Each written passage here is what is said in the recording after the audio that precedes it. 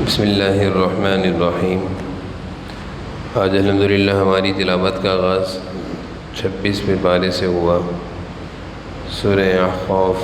حامیم تنزیل الکتاب من اللہ العزیز الحکیم۔ اللہ تعالیٰ نے قرآن کی عظمت کو بیان فرمایا ہے۔ ما خلقنا السماوات والارض وما بینہما۔ اگلی آیت میں اللہ تعالیٰ بیان فرما رہے ہیں کہ یہ جو دنیا اتنی بڑی اللہ نے قائم فرمائی ہے، یہ ایک وقت تک باقی ہے، یعنی جو اللہ تعالیٰ نے اس دنیا کا وقت رکھا ہے اس وقت تک یہ دنیا قائم ہے۔ اس کے بعد اس دنیا کے نظام کو اللہ تعالیٰ ختم کر دیں گے۔ آگے اللہ تعالیٰ فرما رہے ہیں قل ارأیتم ما تدعون من دون اللہ۔ اللہ کو چھوڑ کر تم جن لوگوں کی عبادت کرتے ہو اور جن سے تمہیں بڑی امیدیں ہیں کہ وہ تمہاری آرزویں اور مرادیں پوری کریں گے، ارونی ماذا خلقوا من الارض ام لہم شرک فی السماوات۔ کوئی چیز تو دکھاؤ دنیا میں جو انہوں نے بنائی ہو، انہوں نے پیدا کی ہو۔ ساری چیزوں کے پیدا کرنے والی اللہ کی ذات ہے۔ اللہ تعالیٰ ایک طریقے سے یہ چیلنج کر رہے ہیں کہ دکھاؤ مجھے بھی ان کی بنائی ہوئی کوئی چیز۔ پھر اللہ تعالیٰ آگے فرما رہے ہیں کہ جن کو تم پکارتے ہو اللہ کو چھوڑ کر، جن سے تم امیدیں لگاتے ہو اور ان کے پاس جا کر ان کو پکارتے ہو، وہ تمہارا جواب کیا دیں گے؟ وہ تو سنتے بھی نہیں ہیں، یعنی ان کو تمہارے پکارنے کی خبر بھی نہیں کہ ہمیں کوئی پکار رہا ہے کہ وہ تمہاری کوئی مراد پوری کریں، تمہارا جواب دیں۔ سنتے نہیں ہیں، جواب نہیں دیتے، مراد کہاں سے تمہاری پوری کریں گے؟ تمہاری حاجتوں کو کہاں سے پوری کریں گے؟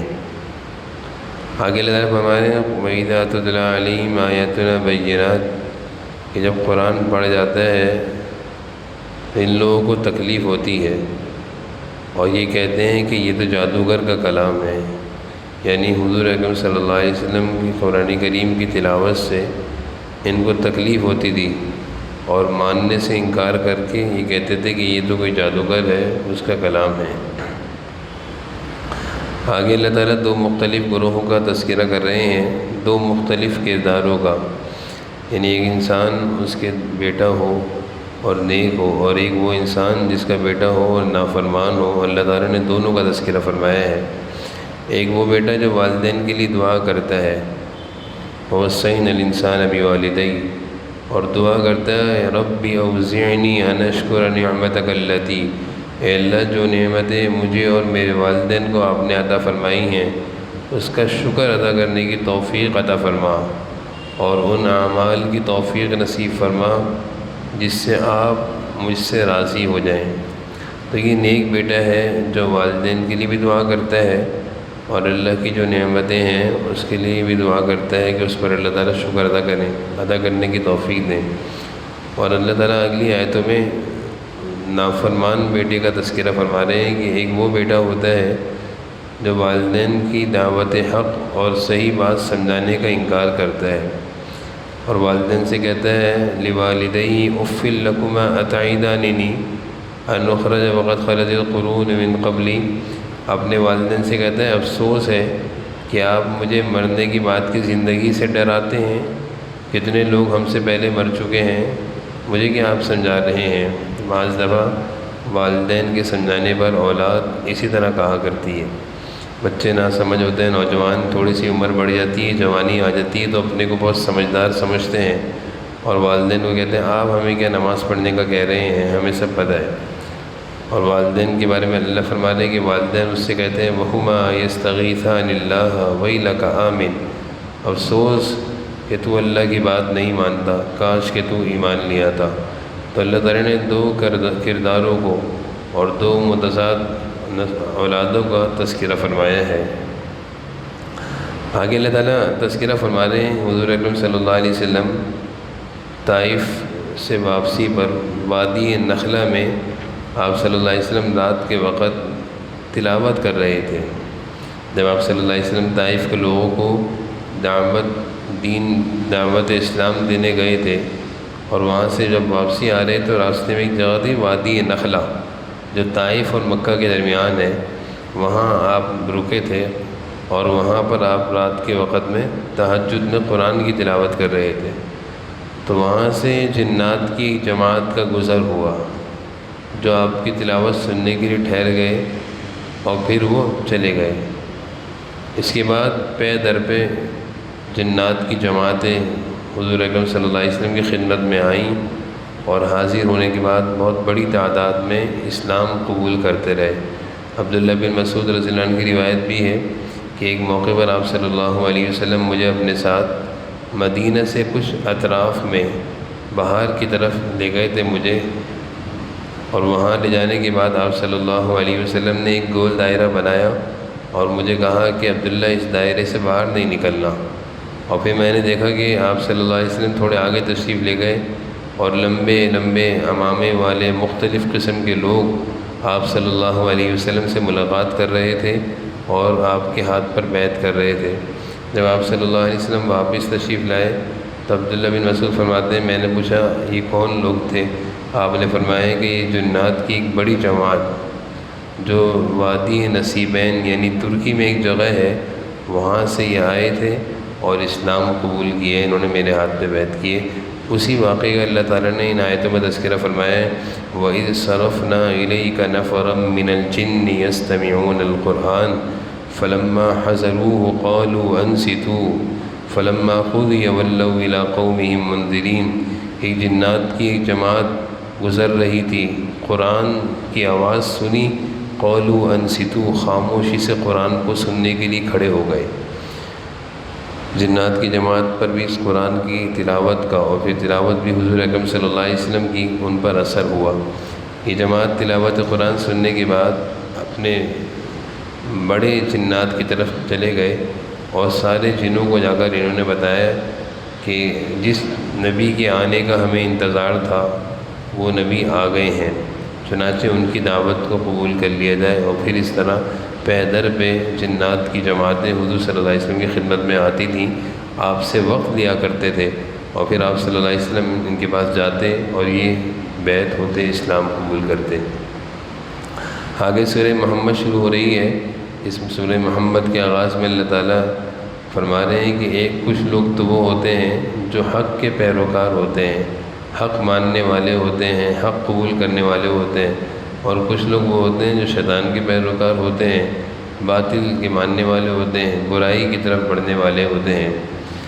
جب دنیا میں یہ دو گروہ ہیں، یعنی دونوں گروہ دنیا میں ہیں، دونوں طرح کے لوگ دنیا میں ہیں، تو پھر حق اور باطل کا ٹکراؤ بھی ہوگا۔ یعنی کچھ تو وہ ہوں گے جو حق پسند ہوں گے اور وہ عباد الرحمن ہوں گے، اور کچھ وہ ہوں گے جو حق کو پسند نہیں کرتے ہوں گے اور وہ عباد الشیطان، شیطان کے گروہ میں سے ہوں گے۔ تو حق اور باطل کا پھر ان لوگوں کا آپس میں ٹکراؤ بھی ہوگا۔ اللہ نے اہل ایمان سے کہا کہ تم حق کے لیے لڑتے رہو۔ اگلی آیت میں اللہ فرما رہے ہیں جب ٹکراؤ ہوگا تو تم حق کے لیے لڑتے رہو جیسے باطل والے باطل کے لیے لڑتے ہیں، اور اہل ایمان سے کہا کہ تم اللہ کے دین کی مدد کرتے رہو۔ ان تنصروا اللہ ینصرکم ویثبت اقدامکم، اللہ بھی تمہاری مدد کرے گا اور تمہیں ثابت قدم رکھے گا۔ اس امت کے لوگوں کی سعادت ہے کہ اللہ تعالیٰ نے دین کا پیغام پہنچانے کے لیے اس امت کے لوگوں کو قبول کیا ہے۔ اللہ جو ساری دنیا کا نظام چلا سکتا ہے، کیا وہ ہر گھر میں اپنا پیغام کلمہ نہیں پہنچا سکتا تھا؟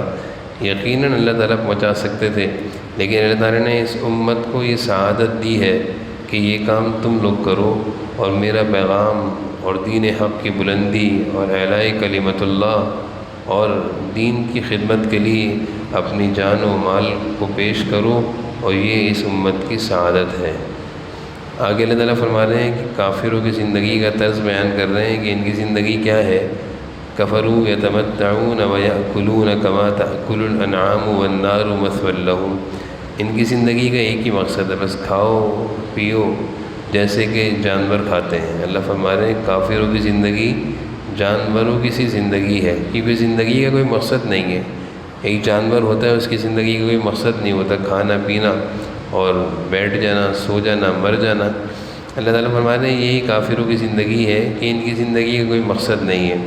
لیکن آگے اللہ فرما رہے ہیں اہل ایمان کی زندگی کا ایک مقصد ہوتا ہے اور وہ اللہ کو راضی کرنے کے لیے جیتا ہے، اور اس مقصد کے تحت جب وہ جیتا ہے تو اللہ تعالیٰ اس کو اس کے بدلے میں جنت عطا فرمائیں گے۔ اور پھر آگے اللہ فرما رہے ہیں مثل الجنت التی وعد المتقون، اللہ تعالیٰ نے ایسے لوگوں کے لیے جنت تیار کی بھی ہے۔ اور پھر جنت کی نعمتوں کا تذکرہ ہے کہ جنت میں اللہ تعالیٰ دودھ کی، شہد کی اور مختلف قسم کی نہریں ہوں گی اہل ایمان کے لیے، جس سے ایمان والے اپنی آنکھوں کو ٹھنڈا کریں گے۔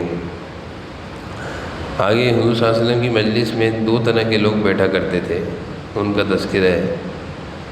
مجلس جب ختم ہوتی تھی تو ایک دوسرے سے کچھ لوگ تو کہا کرتے تھے کیا باتیں ہوئی ہیں ہمیں سمجھ میں نہیں آئی، یعنی مجلس میں تو بیٹھے ہوئے ہیں لیکن مجلس کے اختتام پر کہتے ہیں کہ ہمیں سمجھ میں نہیں آیا کیا باتیں ہوئی ہیں۔ اللہ ایسے لوگوں کے بارے میں فرما رہے طبع اللہ علی قلوبہم واتبعوا اہواءہم، کہ یہ ان کے دلوں پر اللہ نے مہریں لگا دی ہیں ان کی گناہوں کی وجہ سے، اور اللہ کی نافرمانی کی وجہ سے ان کی سمجھ و عقل فہم ختم ہو گیا ہے۔ یہ بیٹھتے سمجھنے اور سننے کے لیے نہیں ہے، بلکہ یہ ایسے ہی تنگ کرنے کے لیے، مذاق اڑانے کے لیے بیٹھتے ہیں۔ اور آگے اللہ تعالیٰ اہل ایمان کی خوبی بیان فرما رہے ہیں کہ جب یہ آپ کی مجلس میں بیٹھتے ہیں تو ان کی حالت یہ ہوتی ہے والذین اہتدوا زادہم ھدی وآتاہم تقواہم، ان کے ایمان میں، ہدایت میں، تقوی میں، نیکی میں، آخرت کی فکر میں، اللہ کی محبت میں، تعلق میں اضافہ ہوتا ہے۔ تو بیٹھتے تو دونوں ہی لوگ تھے، منافقین بھی آپ صلی اللہ علیہ وسلم کی مجلس میں بیٹھتے تھے اور اہل ایمان صحابہ بھی بیٹھتے تھے۔ صحابہ کے ایمان میں اضافہ ہوتا تھا اور منافقین کے کفر میں اضافہ ہوتا تھا۔ اللہ تعالیٰ اسی کا تذکرہ فرما رہے ہیں۔ آگے اللہ تعالیٰ اہل ایمان سے کہہ رہے ہیں کہ اللہ اور اس کے رسول کی اطاعت میں سستی نہ دکھاؤ، سست نہ بنو، بلکہ ہمت سے، طاقت سے کام لو۔ اللہ ہی عزتیں اور بلندی دینے والا ہے، تم اپنا کام ہمت سے لو اور طاقت سے لو، باقی عزت اور بلندی دینے والی ذات وہ اللہ کی ہے۔ آگے اللہ تعالیٰ اہل ایمان کو دوبارہ نصیحت کر رہے ہیں کہ ہم اگر اللہ کے دین کے لیے، اگر اہل ایمان کو اللہ کی طرف سے حکم ہے کہ تم اللہ کے دین کے لیے اگر خرچ نہیں کرو گے، بخل کرو گے، تو اس میں تمہارا ہی نقصان ہے، کیونکہ اللہ کسی اور کو توفیق دے گا، وہ اللہ کے دین کی خدمت کو کھڑا ہو جائے گا۔ واللہ الغنی وانتم الفقراء، یہ تو نصیب والوں کی سعادت ہوتی ہے کہ جن کا مال اللہ کے دین پر لگتا ہے۔ اللہ فرمانے ہیں فَمِنْكُمْ مَنْ يَبْخَلْ وَمَنْ يَبْخَلْ فَإِنَّمَا يَبْخَلُ عَنْ نَفْسِهِ، اگر تم بخل کرو گے تو یہ بخل تمہیں نقصان دے گا، بخل کنجوسی سے تمہارا اپنا نقصان ہے۔ واللہ الغنی وانتم الفقراء، اللہ تو غنی ہے۔ وَإِن تَتَوَلَّوْا يَسْتَبْدِلْ قَوْمًا غَيْرَكُمْ، اگر تم اس دین کی خدمت کے لیے، اللہ کے دین کے خدمت کے لیے اپنا مال خرچ نہیں کرو گے، اپنی زندگیوں کو اس کام میں نہیں لگاؤ گے، تو اللہ تعالیٰ فرما رہے ہیں ہم دوسرے لوگوں کو توفیق دے دیں گے۔ یہ تو سعادت مندی کا کام ہے، جس کے نصیب میں آئے وہ خوش نصیب ہے۔ اگر وہ اس خوش نصیبی کو قبول نہیں کرتا، اپنے حصے میں لینے نہیں چاہتا، تو اللہ فرما رہے ہیں میرے پاس بہت سارے میرے بندے ہیں جو تیار ہیں، میں ان کو اس کام کے لیے قبول فرماؤں گا۔ سورہ فتح شروع ہوتی ہے اِنَّا فَتَحْنَا لَكَ فَتْحًا مُبِينًا۔ اس سورہ فتح میں حضور صلی اللہ علیہ وسلم کے خواب کا تذکرہ ہے۔ آپ صلی اللہ علیہ وسلم نے ایک خواب دیکھا کہ اپنے صحابہ کے ساتھ ہم بیت اللہ کا طواف کر رہے ہیں۔ آپ صلی اللہ علیہ وسلم نے صحابہ کو سنایا، صحابہ بہت خوش ہوئے، کیونکہ ایک زمانے سے صحابہ کو جب ہجرت کر کر مکہ سے مدینہ آ گئے تھے تو مکہ میں داخل نہیں ہونے دیا جا رہا تھا، اور یہ سارے صحابی اکثر جو ہجرت کر کے آئے تھے مکہ کے رہنے والے تھے، تو بیت اللہ شریف سے دلی طور پر، قلبی طور پر بچپن سے ایک لگاؤ تھا، کیونکہ پیدائش بھی وہیں کی تھی، لیکن مدینہ ہجرت کرنے کے بعد وہاں جا نہیں سکتے تھے، تو لہٰذا آپ صلی اللہ علیہ وسلم نے جب یہ خواب صحابہ کے سامنے بیان کیا تو وہ پرانی محبتیں جاگ گئیں، اور صحابہ نے عرض کیا اللہ کے رسول آپ کا خواب تو وہی ہوتا ہے، لہٰذا آپ جانے کا ارادہ فرمائیے۔ چنانچہ آپ صلی اللہ علیہ وسلم نے صحابہ کی جماعت سے کہا کہ تیاری کرو۔ 1400 صحابہ کی تعداد تھی اس وقت تک۔ 1400 صحابہ کی جماعت بیت اللہ کا طواف کرنے کے ارادے سے مدینہ سے روانہ ہوئی، حدیبیہ ایک جگہ ہے، راستے میں آتی ہے، جو لوگ گئے ہیں حدیبیہ کے مقام پر پہنچ کر آپ صلی اللہ علیہ وسلم کو خبر ملی کہ مکہ کے کافروں نے آپ سے جنگ کی پوری تیاری کر لی ہے، یعنی وہ آپ کو کسی بھی طرح مکہ میں بیت اللہ شریف میں داخل نہیں ہونے دیں گے۔ آپ صلی اللہ علیہ وسلم نے مختلف لوگوں کو مذاکرات کے لیے بھیجا صحابہ میں سے، اور ان کو اس بات کی یقین دہانی کرائی کہ ہم جنگ کرنے نہیں آئے، اس سے پہلے کتنی جنگیں ہوئی ہیں اور ان جنگوں کا تمہیں ہی کتنا نقصان ہوا ہے، تمہارے بڑے بڑے سردار مارے گئے، ابو جہل، امیہ، عتبہ، شیبہ، اب تم مزید نقصان چاہتے ہو اپنا، ہم جنگ کرنے نہیں آئے، ہم صرف بیت اللہ شریف اللہ کے گھر کی عبادت اور طواف کرنے آئے ہیں۔ چنانچہ آپ صلی اللہ علیہ وسلم نے حضرت عثمان کو بھیجا کہ تم جاؤ، سفیر بنا کر بھیجا۔ حضرت عثمان جب وہاں گئے تو ان کو بتایا کہ ہم جنگ کرنے نہیں آئے، ہم صرف عمرہ کرنے آئے ہیں۔ آپ صلی اللہ علیہ وسلم حدیبیہ کے مقام پر ہی بیٹھے ہوئے تھے لشکر کو لے کر۔ حدیبیہ مکہ سے تھوڑے سے فاصلے پر ہے۔ وہاں پر یہ خبر آئی کہ مکہ کے کافروں نے مکہ میں حضرت عثمان کو شہید کر دیا۔ آپ صلی اللہ علیہ وسلم کو جب اس کی خبر ملی تو آپ نے سارے صحابہ کو جمع کیا اور بیعت لی اس بات پر کہ آخری دم تک ہم ان کافروں سے لڑتے رہیں گے اور حضرت عثمان کا بدلہ لیں گے اور بیت اللہ کی زمین کو ان کفار سے پاک کرائیں گے۔ کس چیز پر بیعت تھی کہ ایک مسلمان حضرت عثمان ان کا ناحق قتل کیا ہے، ہم اس کا بدلہ لیں گے۔ اللہ تعالیٰ کو یہ بیعت اتنی پسند آئی کہ اللہ تعالیٰ نے اس کا قرآن میں ذکر فرمایا ہے، لقد رضی اللہ عن المؤمنین اذ یبایعونک، کہ جتنے لوگ اس بیعت کرنے میں شامل تھے، حضور صلی اللہ علیہ وسلم کا ہاتھ پر ہاتھ جتنے لوگوں نے رکھا تھا، اور یہ بیعت موت پر بیعت تھی کہ ہم لڑتے رہیں گے لڑتے رہیں گے۔ اللہ تعالیٰ فرما رہے ہیں اللہ تعالیٰ ان سب سے راضی ہیں۔ کسی ایک مسلمان کی جان کا بدلہ اور تحفظ اللہ کے ہاں اس کا بہت بڑا مقام ہے، اور کسی ایک مسلمان کی جان ضائع کر دینا اللہ کے ہاں یہ بہت بڑی بات ہے۔ اللہ فرما رہے ہیں ان الذین یبایعونک انما یبایعون اللہ، یہ لوگ بیعت کر رہے ہیں اپنے نبی کے ہاتھ میں، اور نبی کا ہاتھ پکڑا ہوا ہے، ید اللہ فوق ایدیہم، اس بیعت میں اللہ کا ہاتھ بھی شامل ہے، یعنی اللہ فرما رہے ہیں میرا ہاتھ بھی اس میں شامل ہے۔ یہ بیعت اللہ کو اتنی زیادہ پسند آئی، اور میں یہ بتانا چاہ رہا ہوں کہ یہ بیعت صرف کس بات پر تھی کہ ایک مسلمان حضرت عثمان ان کی ناحق قتل پر بدلہ لینے پر تھی۔ بعد میں حضور صلی اللہ علیہ وسلم کو مکہ سے یہ اطلاع آئی کہ یہ جو خبر تھی حضرت عثمان کی شہادت کی، یہ خبر صحیح نہیں تھی، وہ محفوظ ہیں، ان کو شہید نہیں کیا۔ مکہ کی کافروں کی جماعت مذاکرات کے لیے آ گئی آپ صلی اللہ علیہ وسلم کے پاس حدیبیہ، اور مذاکرات میں یہ بات طے ہوئی کہ اس سال تو ہم آپ کو کسی بھی طرح داخل نہیں ہونے دیں گے، آئندہ سال آپ کو آنا ہوگا، اور وہ بھی صرف 3 دن کے لیے مکہ میں آپ رہیں گے، 3 دن بعد آپ چلے جائیں گے۔ اور ایک چیز یہ طے ہوئی کہ اب 10 سال کے لیے جنگ بندی کا اعلان ہے کہ اب ہمارے درمیان بہت جنگیں ہوئی ہیں، اب جنگ نہیں ہوگی۔ چنانچہ یہ مذاکرات ہوئے اور آپ صلی اللہ علیہ وسلم صحابہ کو لے کر واپس حدیبیہ کے مقام سے مدینہ چلے گئے، مکہ میں داخل نہیں ہوئے۔ اس کے بعد جب جنگ بندی کا اعلان ہو گیا تو بہت سارے مکہ کے لوگ جو مدینہ آنے چاہتے تھے، کافر تھے، دیکھنا چاہتے تھے مسلمانوں کے رہن سہن کو، ڈر کے مارے نہیں آتے تھے، لیکن جب جنگ بندی کا اعلان ہو گیا وہ ڈر نکل گیا، تو مکہ کے بہت سارے لوگ مدینہ کی ریاست دیکھنے آتے تھے کہ ہم بھی دیکھیں کہ جو نبی ہیں اللہ کے اور ان کے ماننے والے ہیں وہ کیسے ہیں۔ چنانچہ بہت سارے مکہ کے لوگ آتے تھے اسی غرض سے، اور جب حضور صلی اللہ علیہ وسلم اور آپ کے صحابہ کی زندگی، آپ کے اخلاق، آپ کا کردار، آپ کی سیرت، آپ کا رہن سہن، آپ کا برتاؤ، آپ کا آپس میں محبت شفقت والی چیزیں دیکھتے تو وہ متاثر ہوتے، تو یہ متاثر ہونا اسلام سے قریب ہونے کا سبب بنا۔ چنانچہ ان 10 سالوں میں اسلام میں داخل ہونے کی تعداد سب سے زیادہ ہے، یعنی 1400 صحابہ سے 10,000 تک مسلمانوں کی تعداد ہو گئی، اور یہ جو اسلام پھیلا ہے اس دوران جنگ بندی کے بعد یہ سارا کا سارا صحابہ اور حضور صلی اللہ علیہ وسلم کی اخلاق اور کردار اور سیرت کی دعوت تھی۔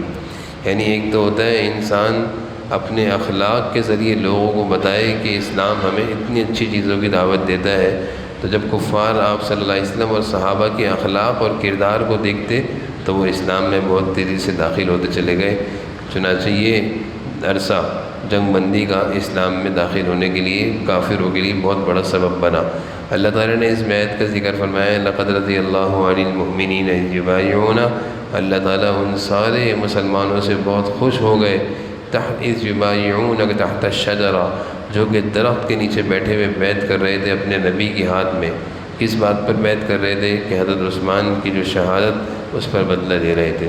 آگے اللہ تعالیٰ صحابہ کی تعریف بیان فرما رہے ہیں، والذین معہ اشداء علی الکفار، اللہ کے نبی کے ساتھ رہنے والے جو صحابی ہیں، اللہ تعالیٰ ان کی تعریف فرما رہے ہیں کہ یہ کوئی معمولی لوگ نہیں ہیں، نہ ان کو معمولی سمجھو۔ اللہ تعالیٰ فرما رہے ہیں ان کے چہروں پر نماز کے نشانات ہیں، اور ان کی دل کی حالت یہ ہے کہ یہ کفر کے مقابلے میں تو سخت ہیں، یعنی کفر سے نفرت ہے اور کافروں کے مقابلے میں یہ سخت ہیں، لیکن صحابہ آپس میں بڑے نرم دل ہیں اور آپس میں بڑے شیر و شکر ہیں۔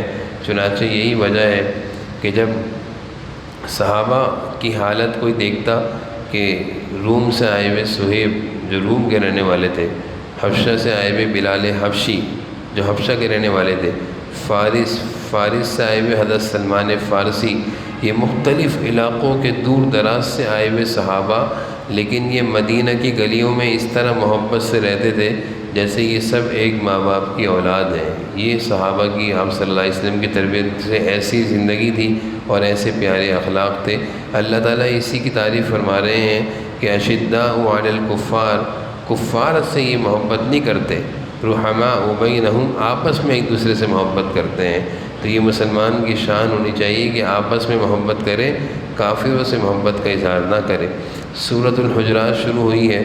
اس صورت میں اللہ تعالیٰ نے معاشرتی زندگی کے بہت تفصیل سے آداب بیان فرمائے ہیں۔ سب سے پہلا ادب حضور صلی اللہ علیہ وسلم کی شان میں بیان فرما رہے ہیں اللہ تعالیٰ، اور سب سے پہلے اللہ تعالیٰ فرما رہے ہیں کہ حضور صلی اللہ علیہ وسلم کے سامنے اونچی آواز سے بات نہ کرو، نہیں تو تمہارے سارے اعمال ضائع کر دیے جائیں گے۔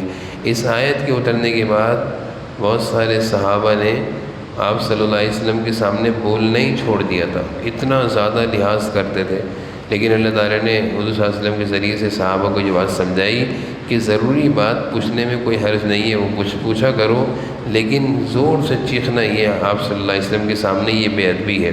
تو اللہ تعالیٰ اپنے نبی کے آداب سکھا رہے ہیں۔ یہی وجہ ہے اس آیت کے ضمن میں علماء نے فرمایا ہے کہ روضہ رسول کے سامنے جا کر زور زور سے سلام پیش کرنا، زور زور سے نعرے لگانا، یہ اللہ کو پسند نہیں ہے، یہ اس آیت کی مخالفت ہے۔ ادب سے کھڑے ہو کر آہستہ آواز سے روضہ رسول جناب نبی کریم صلی اللہ علیہ وسلم کے روضہ مبارک پر جا کر سلام پیش کرنا یہ آداب میں سے ہے۔ وہاں پہ چیخنا چلانا یا زور زور سے رونا یا زور زور سے سلام کرنا، اللہ فرما رہے ہیں لا ترفعوا اصواتکم فوق صوت النبی ولا تجہروا له بالقول، اپنی آوازوں کو پست کرو۔ اگلا ادب اللہ تعالیٰ بیان فرما رہے ہیں، میں نے جیسے عرض کیا کہ اس صورت میں معاشرتی آداب بیان ہیں۔ اللہ فرما رہے ہیں ان جاءکم فاسق بنبأ فتبینوا، کہ اگر تمہارے پاس کوئی خبر آئے تو پہلے اس خبر کی تحقیق کر لیا کرو، صرف سنی سنائی باتوں کو آگے مت بڑھایا کرو۔ یہ بہت بڑا زندگی کا اصول ہے جس پر بہت سارے جھگڑے اور فسادات ہو جاتے ہیں۔ سنی سنائی باتوں کو آگے بڑھا دیا، یقین کر لیا اور لڑائیاں شروع ہو جاتی ہیں۔ اللہ تعالیٰ ہمیں سکھا رہے ہیں کہ سنی سنائی باتوں پر یقین نہ کیا کرو، فتبینوا، خبر کی وضاحت کیا کرو کہ یہ جو بات ہم تک پہنچی ہے یہ صحیح بھی ہے یہ غلط ہے۔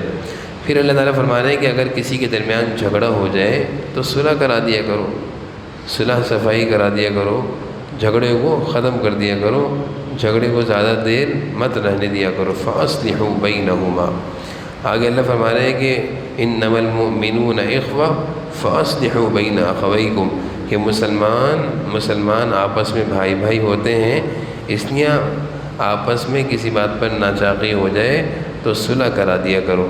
پھر آگے اللہ تعالیٰ آداب بیان کر رہے ہیں کہ لا يسخر قوم من قوم، بھائی کسی کا مذاق نہ اڑایا کرو، کسی کو برے لقب سے مت پکارا کرو، کسی کے عیب تلاش مت کیا کرو۔ حضور صلی اللہ علیہ وسلم نے فرمایا کہ تم لوگوں کے عیب تلاش نہ کرو ورنہ اللہ تعالیٰ تمہیں گھر بیٹھے رسوا کر دیں گے۔ بعض لوگوں کا مزاج ہوتا ہے کہ کسی کی کمزوری تلاش کرنا، اور جب کسی کی کمزوری یا خامی یا کوئی اس کا عیب معلوم چل جائے تو لوگوں کو بتاتے پھرتے ہیں کہ یہ ایسا ہے، یہ ایسا ہے۔ حدیث میں آپ صلی اللہ علیہ وسلم فرما رہے ہیں کہ اگر تم ایسا کرو گے کسی کو ذلیل اور رسوا کرنے کے لیے، اللہ تعالیٰ تمہیں گھر بیٹھے بیٹھے رسوا کر دے گا۔ تو یہ بھی زندگی کے آداب میں سے ہیں، کسی کے عیب تلاش مت کرو، کسی کا مذاق مت اڑاؤ، کسی کو برے نام سے مت پکارو۔ بئس الاسم الفسوق بعد الایمان، اللہ فرما رہے ہیں برا نام، برا لقب یہ اللہ کو پسند نہیں ہے۔ جو نام ہو جس کا اسی نام سے اس کو پکارنا چاہیے۔ آگے اللہ تعالیٰ اور مزید آداب بیان فرما رہے ہیں کہ اجتنبوا کثیرا من الظن، بدگمانی مت کرو، ولا یغتب بعضکم بعضا، غیبت مت کرو۔ غیبت کے بارے میں اللہ فرما رہے ہیں کہ جب کوئی آدمی غیبت کرتا ہے، ایحب احدکم ان یأکل لحم اخیہ میتا فکرہتموہ، کہ غیبت کرنے والا اس بات کو پسند کرتا ہے کہ وہ اپنے مردار بھائی کا گوشت کھائے، یعنی کسی مسلمان کی پیٹھ پیچھے برائی کرنا یہ غیبت ہے، اور یہ غیبت کرنے کو اللہ فرما رہے ہیں یہ ایسا ہے جیسے کوئی اپنے مردار بھائی کا گوشت کھا رہا ہے۔ آگے اللہ فرما رہے ہیں کہ رنگ و نسل و قومیت کو زبان کو بنیاد بنا کر فخر مت کرو۔ بہت سارے لوگ کہتے ہیں ہم فلاں خاندان کے ہیں، فلاں قبیلے کے ہیں، فلاں علاقے کے ہیں، ہم فلاں زبان کے بولنے والے ہیں، ہم اسنیاں قابل فخر ہیں، قابل تعریف ہیں۔ اللہ فرما رہے ہیں یہ چیزیں قابل تعریف نہیں، نہ ہی قابل عزت ہیں۔ اصل چیز عزت کے قابل اللہ فرما رہے ہیں ان اکرمکم عند اللہ اتقاکم، اللہ کے نزدیک عزت کی جو چیز ہے وہ تقوی ہے، کہ جو آدمی ایمان والا ہو، تقوی کی زندگی گزارتا ہو، یہ ہے اصل قابل عزت، اور تقوی ہے قابل فخر بات۔ پھر اللہ تعالیٰ فرما رہے ہیں کہ صرف زبان سے نہ بولو کہ ہم مسلمان ہیں، بلکہ دل میں ایمان اور اسلام کی محبت کو اتارو، اور دل تمہارا گواہی دے کہ تم واقعی مسلمان ہو۔ اگلی صورت میں اللہ تعالیٰ بیان فرما رہے ہیں کہ ہم انسان کی شہ رگ سے بھی زیادہ قریب ہیں۔ ہم انسان کی شہ رگ وَلَقَدْ خَلَقْنَا الْإِنسَانَ وَنَعْلَمُ مَا تُوَسْوِسُ بِهِ نَفْسُهُ وَنَحْنُ أَقْرَبُ إِلَيْهِ مِنْ حَبْلِ الْوَرِيدِ۔ شہ رگ یہ ایک ایسی رگ ہے جو انسان کی زندگی کا دار و مدار بھی اس رگ پر ہوتا ہے، اور یہ رگ انسان کی سب سے زیادہ اہم بھی ہوتی ہے، سب سے زیادہ قریب بھی ہوتی ہے۔ اللہ کہہ رہے ہیں ہم اس رگ سے بھی بہت زیادہ تم سے قریب ہیں، یعنی اللہ تعالیٰ انسان کو یہ سمجھانا چاہ رہے ہیں کبھی یہ مت سوچنا کہ اللہ دیکھ نہیں رہے۔ بسا اوقات انسان کوئی کام کرتا ہے تو ساری دنیا والوں سے چھپ کر، دروازہ بند کر کے، کمرہ بند کر کے، لائٹیں بند کر کے کرتا ہے، سمجھتا کوئی نہیں دیکھ رہا۔ اللہ فرما رہے ہیں ہم تجھے دیکھ رہے ہیں، تم ہماری نظروں میں ہیں، وَنَحْنُ أَقْرَبُ، ہم ہر طریقے سے تمہارے سے بہت قریب ہیں۔ آگے اللہ تعالیٰ جہنم کی کیفیت کو بیان فرما رہے ہیں کہ جب یوم نقول لجہنم هل امتلأت وتقول هل من مزید، جب اللہ تعالیٰ جہنم کو جہنمیوں سے بھر دیں گے تو جہنم اس وقت کہے گی هل من مزید، اور ڈالیں اور ڈالیں۔ اور پھر آگے اللہ تعالیٰ جنت کا بیان فرما رہے ہیں وَأُزْلِفَتِ الْجَنَّةُ لِلْمُتَّقِينَ، کہ اللہ تعالیٰ جنت میں متقیوں کو داخل کر دیں گے، اور پھر متقیوں کی اللہ تعالیٰ خوبیاں بیان فرما رہے ہیں هَذَا مَا تُوعَدُونَ لِكُلِّ أَوَّابٍ حَفِيظٍ مَنْ خَشِيَ الرَّحْمَنَ۔ پہلی خوبی اللہ فرما رہے ہیں اواب، اللہ تعالیٰ کی طرف رجوع کرنے والا، یعنی پہلی خوبی متقیوں کی اور نیک لوگوں کی اور جنتیوں کی وہ کیا ہے کہ وہ دنیا میں ہر وقت اللہ کی طرف رجوع ہونے والے ہوتے تھے، یعنی توبہ اور استغفار کرنا، اللہ سے معافی مانگنا، اللہ سے ڈرنا، ہر وقت اللہ کی طرف لو لگانا، یہ جنتیوں کی خوبیاں ہیں۔ جیسے ہمارے معتکفین، میں کوشش کرتا ہوں کہ یہ ہر وقت اللہ سے دعاؤں میں اپنا رابطہ جوڑیں، جو جنتیوں کی خوبی ہے۔ اللہ فرما رہے ہیں اواب، اللہ کی طرف متوجہ ہونے والا۔ حضرت عبداللہ بن مسعود رضی اللہ عنہ فرماتے ہیں کہ اواب وہ شخص ہے جو تنہائی میں اپنے گناہوں کو یاد کر کے روئے۔ کتنی عجیب بات ہے کہ رمضان کی راتیں ہیں، اندھیرا ہو، اور کوئی کونے میں بیٹھ کر اپنے گناہوں کو یاد کر کے رو رہا ہو اور اللہ سے معافی مانگ رہا ہو، تو یہ رونا اللہ کو اتنا پسند ہے کہ اللہ تعالیٰ کہتے ہیں یہ میری جنتیوں کی خوبی ہے۔ دوسری خوبی اللہ تعالیٰ فرما رہے ہیں اواب حفیظ. حفیظ بھی کہتے ہیں اس شخص کو جو اپنے گناہوں کو یاد رکھے تاکہ توبہ اور استغفار کرے. گناہ کر کے بھول جانا یہ تو بڑی خطرناک چیز ہے. گناہوں کو یاد رکھنا تاکہ توبہ اور استغفار کی توفیق ہو جائے. حضرت ابو ہریرہ رضی اللہ عنہ فرماتے ہیں جو دن کے شروع میں 4 رکعت پڑھ لے وہ اواب بھی ہے اور حفیظ بھی ہے. یعنی کوئی یہ چاہے کہ میں جو جنتیوں کی خوبی ہے میں اس میں شامل ہو جاؤں تو وہ 3-4 کام کر لے.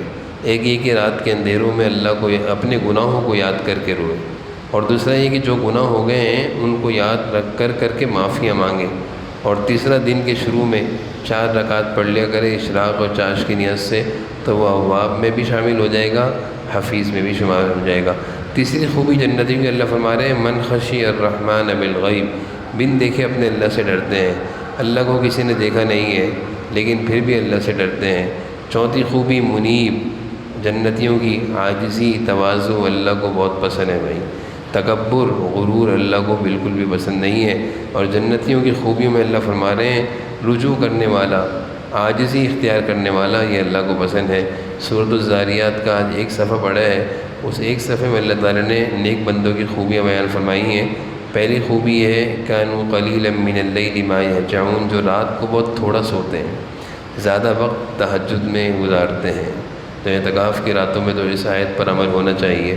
وبالاسحار هم یستغفرون، اور سحری کے وقت توبہ اور استغفار کرتے ہیں. معلوم یہ چلا کہ رات بھر نماز پڑھنی چاہیے، تلاوت کرنی چاہیے، اور جب سحری کا وقت قریب ہو تو اس وقت دعاؤں میں اللہ سے اپنے گناہوں کی معافی مانگنی چاہیے. اللہ تعالیٰ فرما رہے ہیں وبالاسحار هم یستغفرون، جب سحری کا وقت قریب ہوتا ہے تو یہ لوگ استغفار کرتے ہیں، معافیاں مانگتے ہیں. اور اگلی خوبی بیان فرما رہے ہیں وفی اموالہم حق للسائل والمحروم، اللہ کے نیک بندوں کی خوبی یہ ہے کہ ان کے مال ان لوگوں کو بھی دیا جاتا ہے جو مانگتے ہیں، اور جو نہیں مانگتے یہ ان کو بھی اپنا مال دیتے ہیں. یعنی مانگنے والوں کو بھی دیتے ہیں اور جو نہ مانگے اس کو بھی دیتے ہیں. اللہ تعالیٰ ہم سب کو سمجھنے کی عمل کی توفیق سے